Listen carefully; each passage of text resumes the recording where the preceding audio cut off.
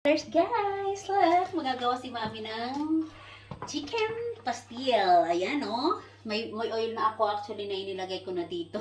Mainit na. Sobrang init. Marami siyang oil, guys. Oh, look. Yan, ang dami. Nilagay ko siya. Then, lagay na natin ang ating onion. Ay, onion. Garlic. Ayan. Then, next, ang ating onion. Lalagay ko na siya. And then, ang ating siling labuyo. Ayan. So, mix na siya na ating ilagay. Ayan. Bango. Ayan. Ang ating yan. Then, mix. Haha. Ang bango. Para hindi masunog yung ating garlic. Ayan. Kaya sinabayan ko na siya ng ng sibuyas. So, napakaraming mantika talaga yan, guys, ang ating chicken pastil. Ayan. Wala kasi akong guys, kaya ang ilalagay ko dito ay kurkuma sa kanyang pagpakulay. Then, nandito naman ang ating chicken breast na pinakuluan namin to. Then, hinimay-himay ko siya. Ganyan. Pinakuluan ko lang to, guys, actually, na chicken breast sa asin, pimienta, tapos mga ingredients, nilagyan ko, laurel. Ganyan, nilagyan ko yan sa pagpakulo sa kanya para magkaroon na rin na siya ng lasa. So, next, ilagay na natin ang ating chicken breast na hinimay-himay. Ayan. Then, i-mix muna natin dito. Like this.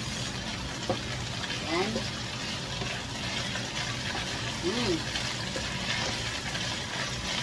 Ilagay na ngayon natin ang ating butter. Ayan, maraming butter siya, guys. Isang isang bara. So, isang bara siya na 250 grams. Yan, ilagay natin siya dyan. Then, maglalagay ako ngayon, guys, na lagyan natin ng asin. Ayan. Then, paminta. Ayan. Then, maglalagay na lang ako dito ng kurkuma. Ayan. Kurkuma na lang ilalagay ko instead of aswete. Wala akong aswete, guys. Ayan. Oy.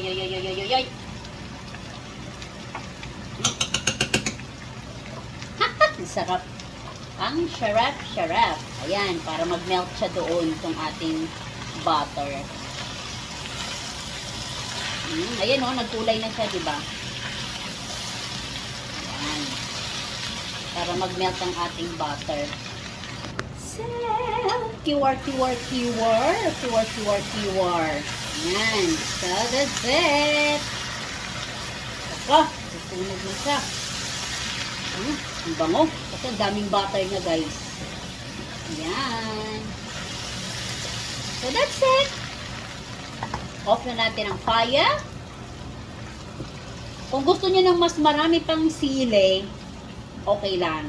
Lagyan nyo. Sa akin, kung tilang nilagay ko, guys, kasi kawawa ang ating mga mga tripa, ang ating intestines. Charot. Ayan. So, that's it.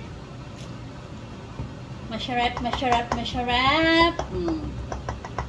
Thank you for watching. Bye.